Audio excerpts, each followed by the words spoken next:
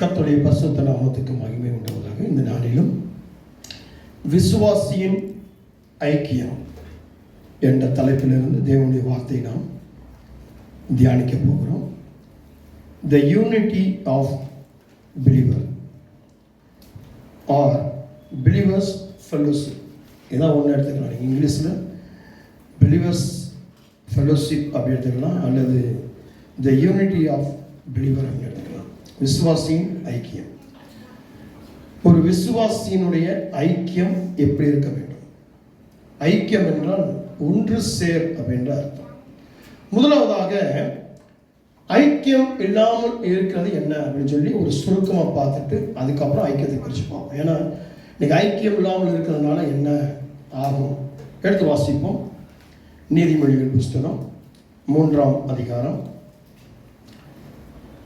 நீதிமொழிகள் புஸ்தகம் 3ஆம் அதிகாரம் 5ஆம் வசனம் மற்றும் 7-8 வசனம். உன் சுய புத்தியின் மேல் சாயாமல், உன் சுய புத்தியின் மேல் சாயாமல், உன் முழு இருதயத்தோடும் கர்த்தரில் நம்பிக்கையாயிருந்து, உன் வழிகளெல்லாம் அவரை நினைத்துக்கொள், உன் வழிகளில் எல்லாம் அவரை நினைத்துக்கொள். அப்பொழுது அவர் உன் பாதைகளை செவ்வைப்படுத்துவார். நீ உன்னை ஞானி என்று எண்ணாதே. கர்த்தருக்கு பயந்து தீமையை விட்டு விலகு. ஆமென். முதல்ல இந்த ஐக்கியம், விசுவாசின் ஐக்கியத்தை குறித்து பார்ப்பதற்கு முன்பதாக ஐக்கியம் இல்லாமல் இருக்கிறது என்னவாகும் அதை குறித்து பார்ப்போம். ஏன்னா அதை பார்த்தா தான் ஐக்கியத்துக்குள் நம்ம உள்ள போக முடியும். இப்போ உன் சுய புத்தியின் மேல் சாயாமல் அப்படின்றது. அப்போ உன் சுய புத்தியின் மேல் சாயாமல் அப்படின்னா என்ன அர்த்தம்னா, இன்னைக்கு அநேகர் பார்த்தீங்கன்னா ஒரு தனி மரமாக தனியாக இருந்து நான் உழைக்கிறேன், நான் சம்பாதிக்கிறேன், இது என்னுடைய வீடு, என்னுடைய வாசல், நானே ராஜா, நானே மந்திரி, எனக்கு கேட்கறதுக்கு யாருமே இல்லை, நான் போடுற திட்டம், நான் போடுற ஆலோசனை, நான் நினைக்கிறது நடக்கணும் அப்படின்னு சொல்லி, நான் நினைக்கிறது தான் சாத்தியமாக வேண்டும் என்று சொல்லி இந்த தனிமையாக தன்னை வருத்தி கொண்டு தனிமைப்படுத்தி கொண்டு இப்படியே வாழ்கிற சில பேரை பார்க்க முடியும். நிறைய பேர் நம்ம பார்க்க முடியும். எதுலையுமே சேர மாட்டான். இந்த தனிமை இருக்கிறவன் எதுலையுமே ஒட்ட மாட்டான். ஆனா அந்த நிமிஷம் பெண்ணாக இருந்தாலும் தனியாகவே இருப்பாங்க. தான் என்ன நினைக்கிறாங்களோ அதை சாதிக்கணும், அதை பெற்றுக்கணும், அதை வாங்கணும், அதை நடக்கணும், அதை பண்ணணும். தான் என்ன யோசிக்கிறாங்களோ அதுதான், அதுக்கு தகுந்த மாதிரி என்னால் வளைஞ்சு போகணும் அப்படின்னு இருப்பாங்க. என்னுடைய புத்திக்கு மேலே ஒரு புத்தி இல்லை, என்னுடைய ஆசைக்கு மேலே ஒன்றுமே இல்லை. நான் வச்சா குடும்பி, அடிச்சா மொட்டை என்ற மாதிரி இருக்கும். வேணும் சொல்லுவோம், உன் சுய புத்தியின் மேல் சாயாமல் அப்படின்னு. அதுக்கடுத்து சொல்லும் பொழுது, நீ உன்னை ஞானி என்று எண்ணாதே. அடுத்த விஷயம், நீ உன்னை ஞானி என்று, நான் பெரிய ஞானி, எனக்கு எல்லாமே தெரியும் அப்படின்றது கிடையாது. நீங்க நிறைய பேர் சொல்லுவாங்கல்ல, நான் பெரிய ஞானியாக்கும், நான் உங்களுக்கே புத்தி சொன்னேன், உங்களுக்கே புத்தி சொன்னேன், நான் நினைச்சேன்னா அப்படி பண்ண இப்படி பண்ண, நான் வந்து வேலையில பெரிய ஆளா இருக்கேன், வியாபாரத்தில் பெரிய ஆளா இருக்கேன், குடும்பத்தில் பெரிய ஆளா இருக்கேன், என்கிட்ட பணம் இருக்கு, என்கிட்ட அதிகாரம் இருக்கு, என்கிட்ட அதிகாரிகள் இருக்கு, என்கிட்ட பலன் இருக்கு, நான் ஒரு ஆள் ஒரு ஊரவே நடத்த முடியும், நான் யாரு கூட சேர மாட்டேன், யாருக்கு போக மாட்டேன், எதிலும் கலந்து கொள்ள மாட்டேன், இப்படியே காலத்தை ஓட்டிடுறேன், இப்படியே காலம் போயிடும். இப்படி பண்றவனுடைய காரியம் என்னவாகும் அப்படின்னு சொல்லி பார்க்கும் பொழுது வேதம் சொல்லுது,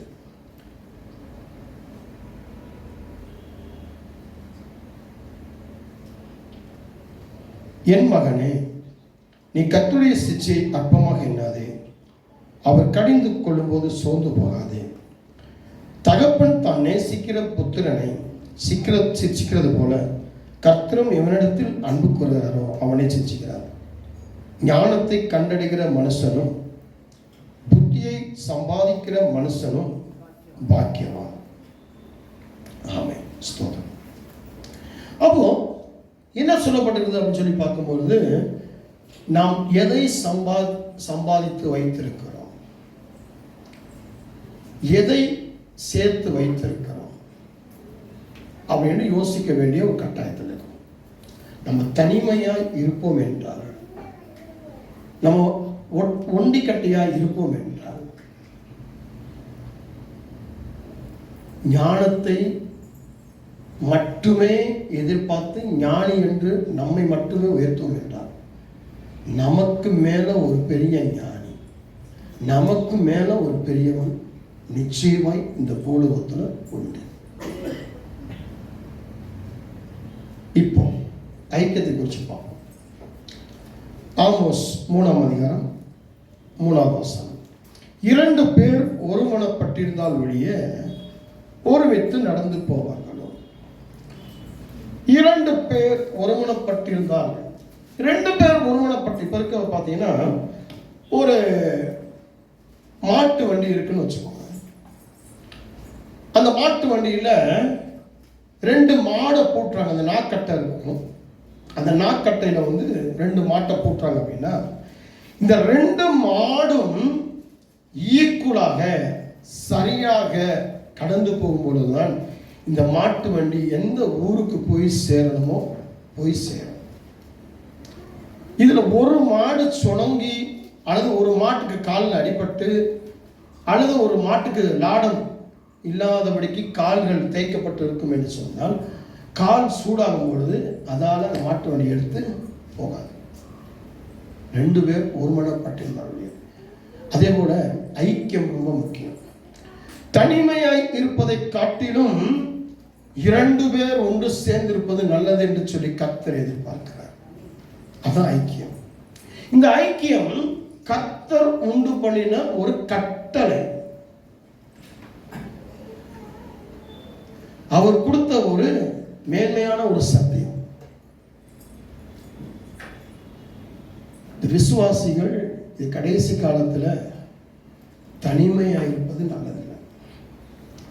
நானே ஜெபம் பண்ணிக்குவேன், நானே பிசாசு ஓட்டிடுவேன், எனக்கு ஆண்டவர் வல்லமை கொடுத்துருக்காரு, ஆண்டவர் வல்லமை கொடுத்துருக்கிறாரு, நீ பிசாசை ஓட்டு உங்களால் ஜெபம் பண்ண முடியும்.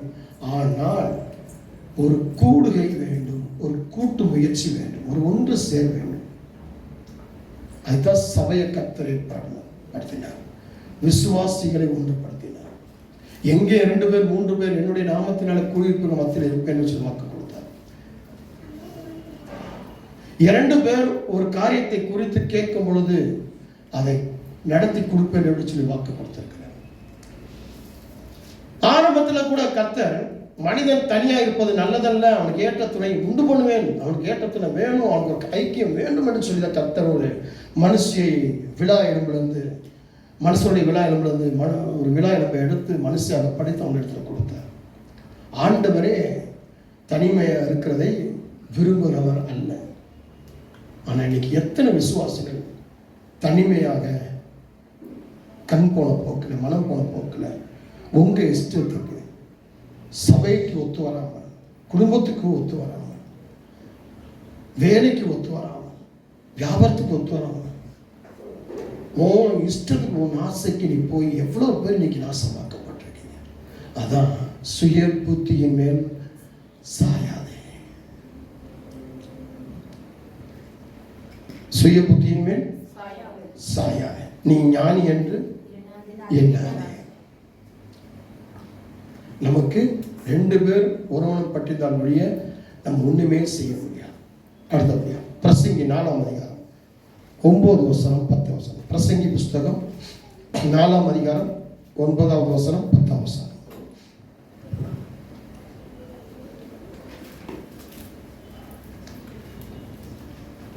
பிரசங்கி 4ஆம் அதிகாரம் 9 10 வசனம். எடுத்த ஒரு வாசகம். ஒண்டியாய் இருப்பதிலும் ஒண்டியாய் இருப்பதிலும் இருவர் கூடியிருப்பது நலம். அவர்களுடைய பிரயாசத்தினால் அவர்களுக்கு நல்ல பலன் உண்டாகும். ஒருவன் விழுந்தால் அவன் உடனாளி அவனை தூக்கி விடுவான். ஒண்டியாயிருந்து விழுகிறவனுக்கு ஐயோ, அவனை தூக்கிவிட துணை இல்லை. ஒண்டியா இருப்பதிலும் இருவர் கூடியிருப்பது நலம். ஆனா இன்னைக்கு விசுவாசிகள் என்ன தவறா புரிஞ்சுக்கிறாங்க அப்படின்னா, நான் ஒண்டியா இருக்கிறேன், நான் தனியா இருப்பது சரியில்லை, எனக்கு ஏற்ற துணை வேணும்னு சொல்லி இவங்களே காதல் பண்ண ஆரம்பிச்சாங்க. சபைக்குள்ள காதல் ஆரம்பிச்சிருது, காலேஜுக்குள்ள காதல் ஆரம்பிச்சிருது, ஸ்கூலுக்குள்ள காதல் ஆரம்பிச்சிருது, பஸ்ஸில் போகும்போது வரும்போது, ட்ரெயினில் போகும்போது வரும்போது காதல் பண்ண ஆரம்பிச்சிடாங்க. காதல் பண்ணிட்டு அங்கே இங்கே நிற்க ஆரம்பிச்சிடாங்க. பைக்கில் சுற்ற ஆரம்பிச்சிடாங்க. கடந்த நாளில் கூட பார்த்தீங்கன்னா தமிழ்நாட்டில் வந்து ஒரு பையன் பெங்களூரில் தவறான ஒரு பைக் ரேஸ் பிடிச்சிட்டாங்க. போலீஸ் பிடிச்சி கேஸ் போட்டாங்க. இன்னைக்கு தவறாக எடுத்துக்கிறாங்க. பைபிள் சத்தியத்தை தவறாக எடுத்துக்கிறாங்க. நல்லா கவனம் பாருங்க. சத்தியத்தை அறிவீர்கள், சத்தியம் உங்களை விடுதலாக்கும்.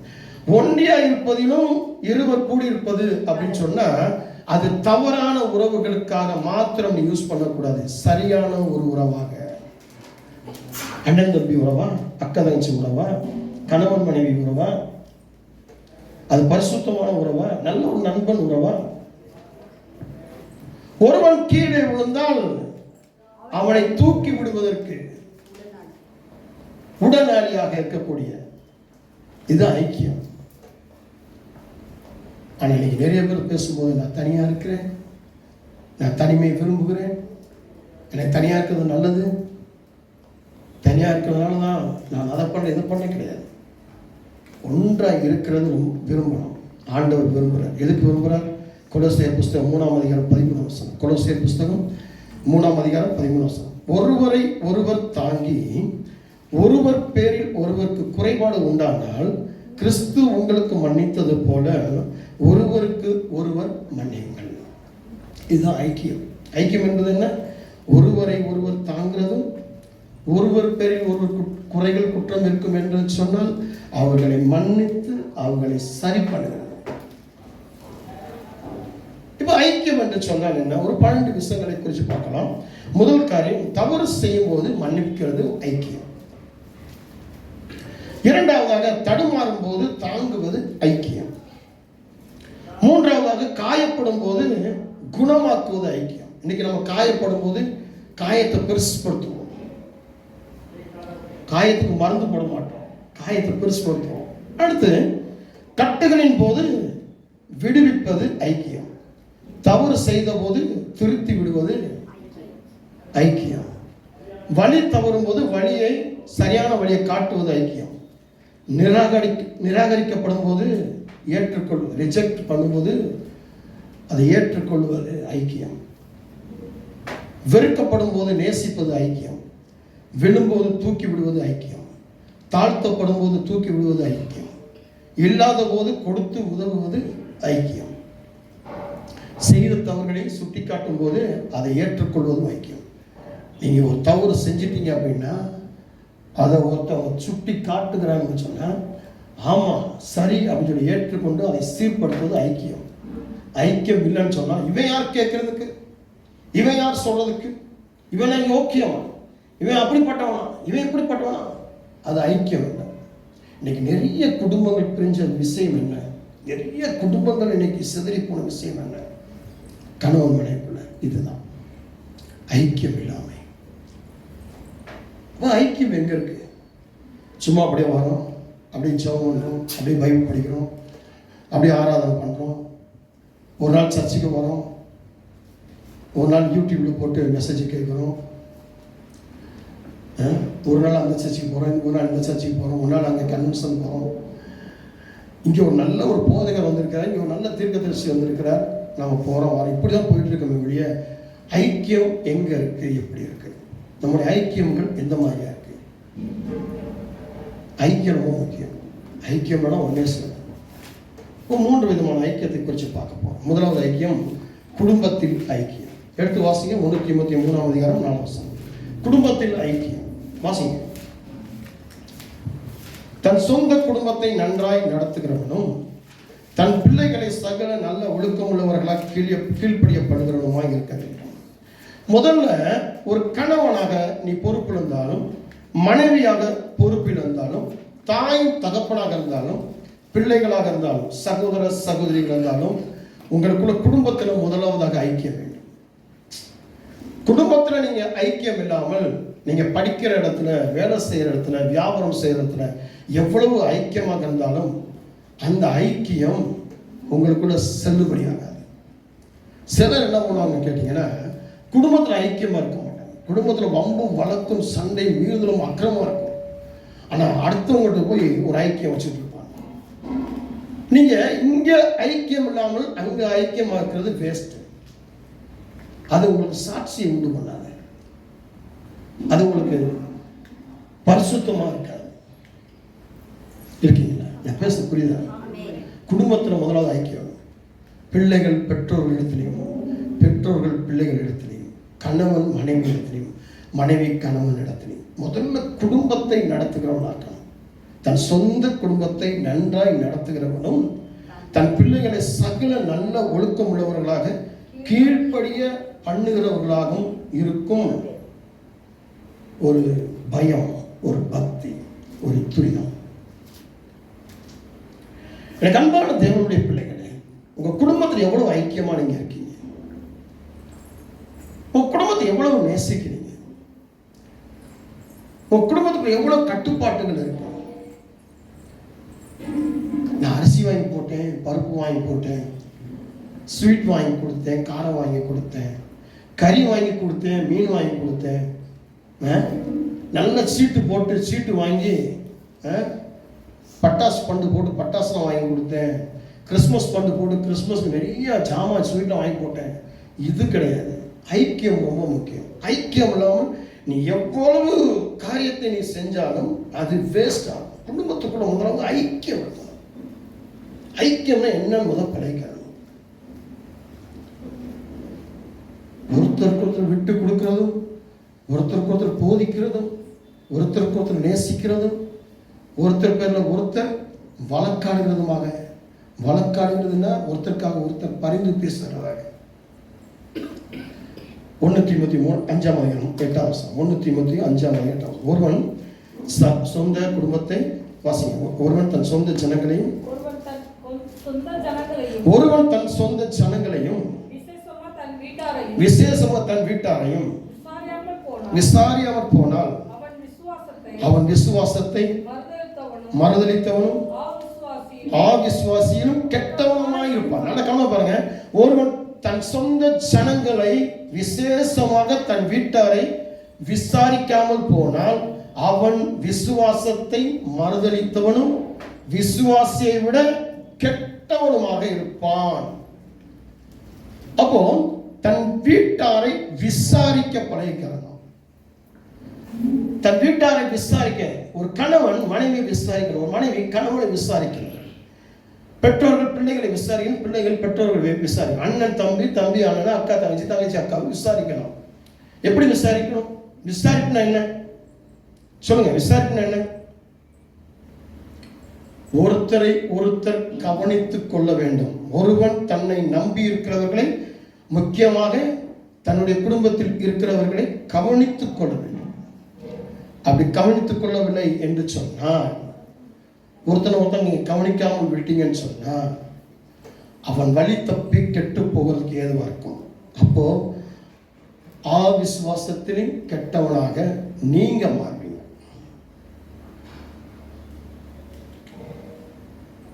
சொல்றது இல்லையா?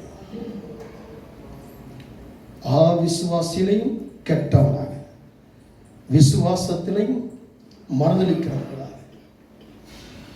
அதான் ஒருத்தருக்கு ஒருத்தர் விசாரிக்கணும். ஸ்கூலுக்கு போயிட்டு வர பிள்ளைகளை விசாரிக்கணும், காலேஜுக்கு போயிட்டு வர பிள்ளைகளை விசாரிக்கணும், கணவன் வேலைக்கு போயிட்டு வரனா மனைவி விசாரிக்கணும், மனைவி வேலைக்கு போயிட்டு வர கணவன் விசாரிக்கணும். குடும்பம் உட்காந்து ஒரு டைம் ஸ்பெண்ட் பண்ணணும். டைம் ஸ்பெண்ட் பண்ணி என்ன பண்ணணும்? என்ன ஏது விசாரித்து நிறை குறைகளை சரிப்படுத்தணும். A family that lives with understanding, not just by adjusting. அதாவது புரிந்து வாழும் குடும்பம் தான் ஒரு குடும்பமே ஒழிய அனுசரித்து வாழ்க்கை. நிறைய பேர் சொல்லுவாங்க, ஏதோ புருஷன் சரிக்க பொண்டாட்டி சரிக்க பிள்ளை அனுசரித்து வாழ்ந்துட்டு இருக்கோம் பாஸ்டர். ஏதோ போயிட்டு இருக்கு. என்னங்க குடும்பம் எப்படி போயிட்டு இருக்கு, வாழ்க்கை எப்படி போயிட்டு இருக்கு அப்படின்னா அனுசரித்து போயிட்டு இருக்கோம். ஏதோ எங்கள் அப்பா அம்மா பண்ண தப்பு, ஒரு கெட்டவனை கட்டி வச்சுட்டாங்க, ஒரு கெட்டவனை கட்டி வச்சுட்டாங்க. எனக்கு பிறந்தது ஒரு கெட்ட பிள்ளையா, கீழ்ப்படியவே மாட்டேங்குது. இந்த பிள்ளை கீழ்ப்படியவே மாட்டேங்குது, சொன்னபடியே கேட்க மாட்டேங்குது, அடங்காமல் அலையுது. நிறைய சாட் பண்ணிக்கிட்டே இருக்கு, ஃபோன்லேயே எப்போ பார்த்தா ஃபோன்லேயே இருக்கு. உருப்படாத பிள்ளைங்க, உருப்படாத புருஷன், ஏதோ அட்ஜஸ்ட் பண்ணி போயிட்டு இருக்கேன். எவ்வளோ நாள் இருக்கணுமோ, எவ்வளோ நாள் வாங்கணுமோ வாங்க, அப்படியே அட்ஜஸ்ட் பண்ணுறது வாழ்க்கை கிடையாது. புரிந்து கொள்ளும் குடும்பம், அதுதான் ஐக்கியமான குடும்பம். இவங்களுக்கு இப்போ என்ன வேணும், இவங்களுக்கு என்ன வேணும், இவங்களுக்கு என்ன பிடிக்கும், இவங்களுக்கு என்ன பிடிக்காது, என்ன குழம்பு வைக்கணும் அப்படின்னு சொல்லி யோசிக்கும் போது, இந்த குழம்பு வைக்கலாம் அப்படின்னு சொல்லி மனைவி ஒரு குழம்பை சொல்லும்போது, அதுக்கு ஒரு காரியங்கள் செய்யும்பொழுது கணவனும் இந்த குழம்பு வை, அதை நீ வைக்கிற குழம்பை நான் சேர்ந்து சாப்பிடுவேன் சொல்லும்போது. நீங்களே எத்தனை வீடுகளில் சமையல் பண்ணுறீங்க, யாருமே சமையல் பண்ணுறதில்லை. 24 hours நீக்குள்ள ஆன்லைனுக்கு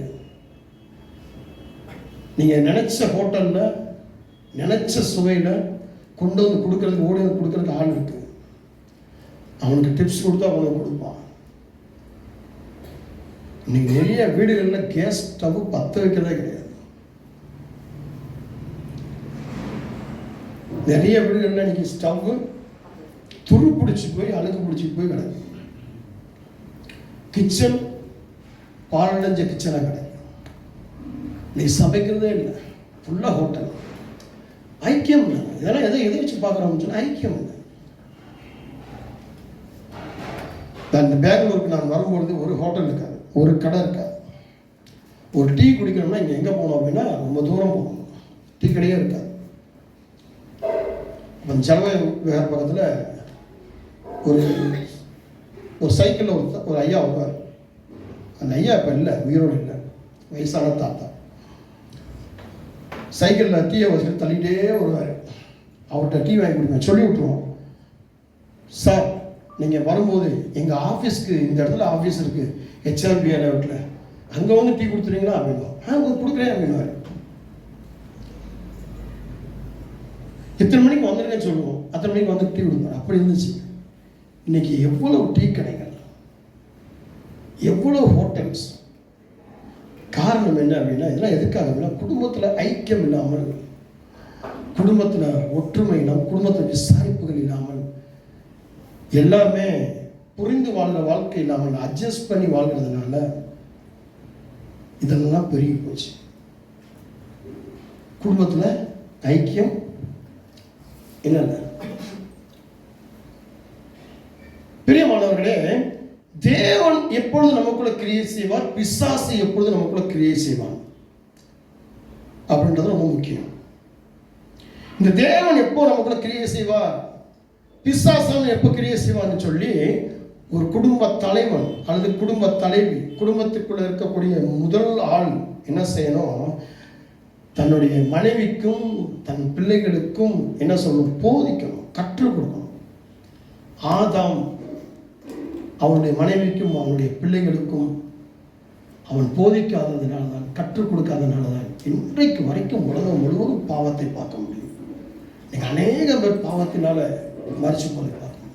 இன்னைக்கு எத்தனை குடும்பங்கள் செதறி போயிருக்கிறத பார்க்க முடியும். இருக்கீங்களா? எப்படி போதிக்கணும்? வேத வாசிப்பை குறித்து, தண்ணீர் ஜெபத்தை குறித்து, சபை கூடுதலை குறித்து அவங்களுக்கு ஊக்கப்படுத்தணும். குடும்பத்தில் நிர்வாகம் பண்ணணும், வரவு செலவுகளை குறித்து நிர்வாகம் பண்ணணும். கணவன் மனைவி பிள்ளைகள் குடும்பத்தில் பட்ஜெட் போட்டு நிர்வாகத்தை குறித்து வரவு செலவை குறித்து விசாரிக்கணும். ஐக்கியம், குடும்பத்தில் ஐக்கியம் அப்படின்னா தான் குடும்பத்தில் பிள்ளைகளுக்கு தெரியும் என் தகப்பனாருக்கு எவ்வளோ வருமானம் வருது, அதுக்குள்ளே எப்படி அந்த குடும்பத்தை நடத்தணும், எப்படி அதுக்குள்ளே நான் ஆடம்பரம் இல்லாமல் தவறான வாழ்க்கைக்கு போகாமல், பாவமான வாழ்க்கைக்கு போகாமல், மீறுதலான வாழ்க்கைக்கு போகாமல், அக்கிரமமான வாழ்க்கைக்கு போகாமல் நான் எப்படி ஒடுங்கி இருக்கணும்னு சொல்லி பிள்ளைகள் ஒடுங்கி இருப்பார்கள். அதே போல மனைவியும் ஒடுங்கி இருப்பாள், அதே போல கணவன் ஒடுங்கி இருப்பார். நிர்வாகம் கரெக்டா இருக்கணும். அதான் ஐக்கியம். இருக்கீங்களா? எடுத்து வாசிங்க. உபாகம புஸ்தகம் 6ஆம் அதிகாரம் 4ஆம் வசனத்துல 9 வசனம் வரைக்கும்.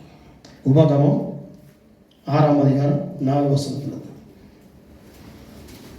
இஸ்ரவேலே கேள், நம்முடைய தேவனாகிய கர்த்தர் ஒருவரே கர்த்தர்.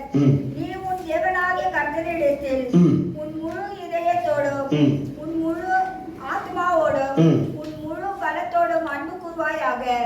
இன்று நான் உனக்கு கட்டளையிடுகிற இந்த வார்த்தைகளை முதல்ல குடும்பத்தில் தலைவன் முதல்ல ஒரு மனமாக முழு இதயத்தோடு முழு மனசோடு முழுமையாய் ஆண்டவரை ஏற்றுக்கொண்டு ஆண்டவருக்கு பிரியமான அதான் வேதம் சொல்லு, கர்த்தருக்கு பயப்படுகிறவன் அவன் பிரயாசங்களில் எல்லாம் ஆசிரியப்பட்டிருப்பான். ஆமென். அப்போ அடுத்தபடியாக என்ன சொல்லப்பட்டிருக்குது, அவனுடைய இருதயத்துல தேவனுடைய வார்த்தைகளை வைக்க வேண்டும். வச்சுட்டு அடுத்து நீ அவைகளை உன் பிள்ளைகளுக்கு கருத்தாய். நல்ல கவனமா பாருங்க. இந்த ஐக்கியம், குடும்பத்தில் இருக்கிற ஒரு ஐக்கியம் என்பது என்ன அப்படின்னு சொன்னா, போதிக்கணும், கவனிக்கணும், நிர்வகிக்கணும். அப்படிதான் பிள்ளைகள் கெட்டு போக மாட்டான், மனைவி கெட்டு போக மாட்டான். இன்னைக்கு எத்தனை குடும்பம் கெட்டு போயிருக்கு, செதறி போயிருக்கு, அழிஞ்சு போயிருக்கு. இதுக்கு உதாரணத்தை ஆதாமுடைய குடும்பத்தை குறித்து பார்க்கணும். அதே போல் இன்னைக்கு எத்தனை குடும்பங்கள், இன்னைக்கு குடும்பங்கள் கூட என்னென்ன வந்துருச்சு, கனவு வந்துருச்சு, பொய் வந்துருச்சு, பித்தலாட்டம் வந்துருச்சு, விக்கிரக ஆராதனை வந்துருச்சு, காதல் வந்துருச்சு, கள்ளக்காதல் வந்துருச்சு. இன்னைக்கு எத்தனை சபைகளில காதல், கள்ளக்காதல்கள், இது ஊழியக்காரர்கள் மனைவி பிள்ளைகளே இன்னைக்கு காதல், தவறான காரியங்கள். இன்னைக்கு எத்தனை சபைகள் எல்லாத்தையும் அனுசரித்து செழிப்பான ஒரு வார்த்தை கொடுத்து நீ ஆசீர்வாதமா இருப்ப, நீ நல்லா இருப்பன்னு சொன்னா இன்னைக்கு கூட்டம் கூடும். இப்படி கடினமான சத்தியத்தை சொன்னால் கூட்டம் வராது. இது கடைசி காலம். இயேசு கிறிஸ்து சீக்கிரம் வரக்கூடாது. கிருபையின் காலத்தில் இருக்கிறோம். இந்த சத்தியத்தை போதிக்க வேண்டிய ஒரு கட்டாயத்தில் இருக்கிறோம். அதான் ஒரு நல்ல ஊழியக்காரனுக்கு அழகு, தகுதி. அதனால தான் போச்சுட்டு இருக்கேன். உங்க ஐக்கியம் தவறாக இருந்தாலும் மாற்றிக்கோங்க. குடும்பத்தில் தவறான ஒரு ஐக்கியம் இருந்தால் சரியான ஐக்கியமாக மாற்றிக்கோங்க. நிர்வாகம் பண்ணுங்க. வரவு செலவை குறித்து, தனிஜபத்தை குறித்து, வேத வாசிப்பை குறித்து, சபை கொடுறதை குறித்து, காணிக்கை கொடுக்கறது, தசமமாக கொடுக்கறதை குறித்து எல்லாம் குடும்பத்தோட உட்காந்து பேசுங்க. ஒரு திருமண விஷயமா குடும்பத்தோட உட்காந்து பேசுங்க. ஒரு பிக்னிக் போறீங்களா, ஒரு டூர் போறீங்களா, குடும்பத்தோட உட்காந்து பேசுங்க. பட்ஜெட் போடுங்க. இவ்வளவு செலவாகும், இவ்வளவு காரியமாகும். அப்படின்னா நீங்க எத்தனை பேர் குடும்பமா போறீங்களோ அந்த குடும்பத்தில் ஐக்கியம் உண்டாகும். அதான் திருப்தியாகும். இல்லைன்னா நீங்க என்ன செய்வீங்க, நான் தான் குடும்பத்தை தூக்கி நட்டமா நிப்பாட்டுறேன், நான் தான் தூக்கி தலைமையில வச்சுட்டு இருக்கேன். நீங்க நிறைய பேருக்குள்ள பேசணும். நான் செத்து போனேன்னா குடும்பம் அவ்வளவுதான் அப்படின்னா குடும்ப தலைவன் பேசுவான். குடும்ப தலைவி பேசும், நான் செத்து போனேன்னா குடும்பம் அவ்வளவுதான் பேசும். இந்த பிள்ளைகள் பேசும், நீங்க செத்து போறீங்க இல்லையோ நான் ஓடி போயிடுறேன். இருக்கீங்களா? இடம் பாசிட்டிவ் இப்படி பேசிட்டு இருக்கிறேன். ஐக்கியம், குடும்பத்துக்குள்ள ஒரு ஐக்கியம் இல்லைன்னா ஒண்ணுமே செய்யுங்க. வேதம் சொல்லுவது தொடர்ந்து வாசிக்கும் பொழுது, நீ அவைகளை உன் பிள்ளைகளுக்கு கருத்தாய் போதித்து, நீ உன் வீட்டில் உட்கார்ந்து இருக்கிற போதும், வழியில் நடக்கிற போதும், படுத்துக் கொள்ளுகிற போதும், எழுந்திருக்கிற போதும் அவைகளை குறித்து பேசு. ஆனா இன்னைக்கு பேசுவோம் பாருங்க குடும்பத்தலைவர், நீ உருப்பிடுவியா, நீ நாசமா போவ, நீ விளங்க மாட்ட, நீ வேலைக்கா போற, அடிபட்டு சாவ, மோதி தான் சாக போற பாரு. குடும்பத்தலைவன் குடும்பத்தலைவி பேசுனது. நீ எல்லாம் எங்க வாழ போற, நீ எக்ஸாம் எழுத போறியா, நீ ஃபெயில் தான் ஆக பாரு, நீ பிளாப் தான் ஆக பாரு. நீ நிறைய விசுவாச தேவ பிள்ளைகள் பேசுறதுக்கு தான் ஐக்கியம் இல்லாமல் நிறைய பெண்கள் பேசுறது இன்னொரு ரொம்ப மோசமாகும். நானே நல்லா இல்லை, என் அன்னைக்காரன் நல்லா இருப்பானா, என் வீட்டுக்கு அண்ணியா வந்தோம் இவ்வளோ அழகாக வாழ்றா பாரு, எங்கள் அண்ணன் நல்லா வச்சு வாழ்ந்துட்டு இருக்கேன், எனக்கு வந்து வாச்சிக்கிறத பாரு, அத்து பத்தி விட்டு அனுப்பிட்டானோ. சொல்றது இல்லையா? அந்த வேதம் என்ன சொல்லுது? அவைகளை உன் கையின் மேல் அடையாளமாய் கட்டிக்கொள்வாய், அவைகள் உன் கண்களுக்கு நடுவே லாபக்குறியாய் இருக்க கடவுள். எப்பொழுதும் நிர்வகிக்கக்கூடிய தலைவனா தலைவியா, போதிக்கிற இடத்துல, உபதேசிக்கிற இடத்துல, விட்டு கொடுக்குற இடத்துல, சரி பண்ணுகிற இடத்துல, மன்னிக்கிற இடத்துல இருக்கணும். அதான் ஐக்கியம். அதான் ஐக்கியம். இப்போ நான் இருக்கேன்னு வச்சுக்கோங்க, சபையில் ஐக்கியம் இருந்துச்சுன்னு வைங்களேன். இப்போ நான் மறைச்சு போயிட்டேன் அப்படின்னு சொன்னால், இந்த சபை நடத்துறதுக்கு அடுத்து உங்கள்கிட்ட வந்து ஒரு ஆள் வருவாங்க. எனக்கு ஆண் வாரிசு இல்லை, அதுக்காக சபை க்ளோஸ் ஆகாது. ஆனால் உங்கள்கிட்ட இருக்கக்கூடிய சில ஆண்கள் என்ன செய்வீங்க? சபையை எடுத்து நடத்துவீங்க. அதான் ஐக்கியம். நான் இல்லைன்னா இது இல்லாமல் போகாது. சொல்லுவது இல்லையா? ஒருவேளை ஐக்கியம் இல்லாமல் இருந்தால் இல்லாமல் போகும். இதே போல குடும்பம், கணவன் மனைவி பிள்ளைகளுக்குள்ள ஒரு ஐக்கியம் இருக்கணும். விசுவாசத்தில் இருக்கணும், ஜெபத்தில் இருக்கணும், மன்னிக்கிறதுல இருக்கணும், விட்டு கொடுத்துல இருக்கணும், போதிக்கிறதுல இருக்கணும். ஒரு குழம்பு செய்கிறதுல கூட உங்களுக்குள்ள ஒரு ஒற்றுமை இருக்கணும். இன்னைக்கு நிறைய வீடுகளில் சொல்லுவாங்க, இந்த குழம்பு வச்சு அவனுக்கு பிடிக்காது, இந்த காய் வச்சு அவனுக்கு பிடிக்காது, இந்த ரசம் வச்சா இவங்களுக்கு பிடிக்காது, இந்த அப்பளம் வச்சா இவங்களுக்கு பிடிக்காது, அவங்களுக்கு பிடிச்ச மாதிரி இவங்களுக்கு பிடிச்ச மாதிரி இவங்களுக்கு பிடிச்ச மாதிரி அப்படின்னா, இது எதை விளைவிக்கக்கூடியதுன்னு சொன்னால் பிரிவினையை உண்டாக்கக்கூடியது. பிரிவினையை உண்டாக்கக்கூடியது. சமரசமாக எல்லாருக்கும் இது பிடிக்கும், இது ஒன்று மட்டுமே பிடிக்கும் சொல்லி வைக்கலாம் பாருங்க. அதுதான் இன்னைக்கு நிறைய வீடுகளில் எது வச்சாலும் பிடிக்காது. ஹோட்டல்லேருந்து வாங்கிட்டு வந்தால் தான் பிடிக்கும். அது அவன் சொல்கிற ஹோட்டல் வந்து வாங்கிட்டு வந்தால் தான் பிடிக்கும். ஐக்கியம் என்பது அதுவா? என்ன கேட்டீங்கன்னா, ஹோட்டல்லேருந்து வாங்கி இந்த நாய்க்கு போட்டோம் அப்படின்னா, இந்த நாய் கடிச்சிட்டு ஒரு ஓரமாக கிடக்கும், நான் பாடு கூட சுற்றுவேன் அப்படின்னு ஒரு ஆள் போயிடும். அப்போ ஐக்கியமான குடும்பம் கிடையாது. இன்னும் அந்த குடும்பம் சஞ்சலமாக, சிதறி போக, தவறி போக, மீறி போக, இன்னும் அந்த கெட்டு போன குடும்பமாக, அழுகி போகிற குடும்பமாக, ஒன்றுத்துக்கும் லாய்க்கில்லாத குடும்பமாக, அது சத்துரும் கையில் போயிடும். அதை நான் சொன்னேன், தேவன் எப்போது நமக்குள்ள கிரியை செய்வார், பிசாசானவன் எப்பொழுது நமக்குள்ள கிரியை செய்யணும்னு சொல்லி முதல்ல போதிக்கிறதுக்கு ஒரு குடும்பத்தில் ஒரு ஆள் எழும்பும். வரவு செலவை குறித்து, ஜெபத்தை குறித்து, தனி ஜெபத்தை குறித்து, சபை கூடுதலை குறித்து, நன்மைகளை குறித்து பேசணும். அதான் இங்கே வேதம் சொல்றது நல்லா. நீ அவைகளை உன் பிள்ளைகளுக்கு கருத்தாய் போதித்து, நீ உன் வீட்டில் உட்கார்ந்திருக்கிற போதும், வழியில் நடக்கிற போதும், படுத்துக் கொள்கிற போதும், எழுந்திருக்கிற போதும் அவைகளை குறித்து பேசு. பிள்ளைகள் நிற்கும் போது, நடக்கும் போது, உட்காரும் போது, படுக்கும் போது எதை குறித்து பேசணும்? அவங்களுக்கு புத்தி சொல்லி பேசணும், வார்த்தைகளை சொல்லி பேசணும், தேவனுடைய வார்த்தை சொல்லி பேசணும். நீ ஒரு சாட்சியாக மாறணும். அந்த சாட்சி உன் பிள்ளைகளுக்கு பிரதிபலிக்கும். இருக்கீங்களா? அந்த சாட்சி பிள்ளைகளுக்கு பிரதிபலிக்கும். நீங்க சாட்சியா இல்லாத ஒரு கணவனா, சாட்சி இல்லாத ஒரு அப்பாவா, சாட்சி இல்லாத ஒரு மனைவியா, சாட்சி இல்லாத ஒரு அம்மாவா இருந்தீங்க அப்படின்னா உங்க பிள்ளைகளும் சாட்சியாக போயிடும். சாட்சி ரொம்ப முக்கியம்.